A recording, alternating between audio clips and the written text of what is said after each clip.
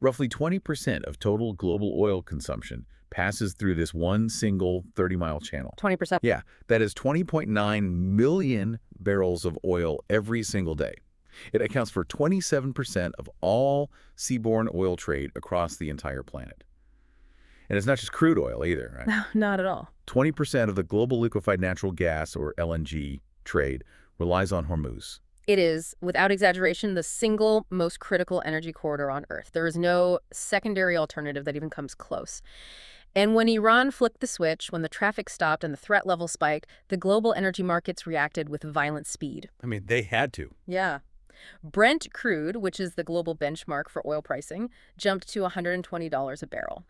To put that in perspective, that is a 70% increase in a matter of weeks. A 70% increase.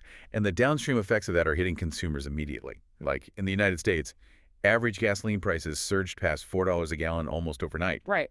And in Europe, it's even worse on the natural gas side. Mm.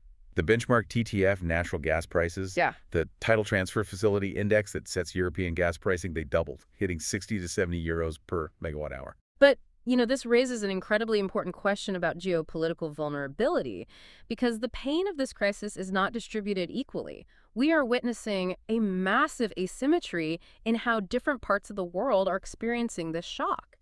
China relies on the Strait of Hormuz for roughly 48% of its Gulf crude imports. Wow. Furthermore, China is the primary customer for Iranian oil, purchasing roughly 90% of the oil that Iran manages to export to the global market. India takes 15% of the total flow out of the strait. And it gets even more extreme for the developed Asian economies, doesn't it? Mm. Our sources say Japan is over 87% import dependent on this specific route. South Korea is at 81%.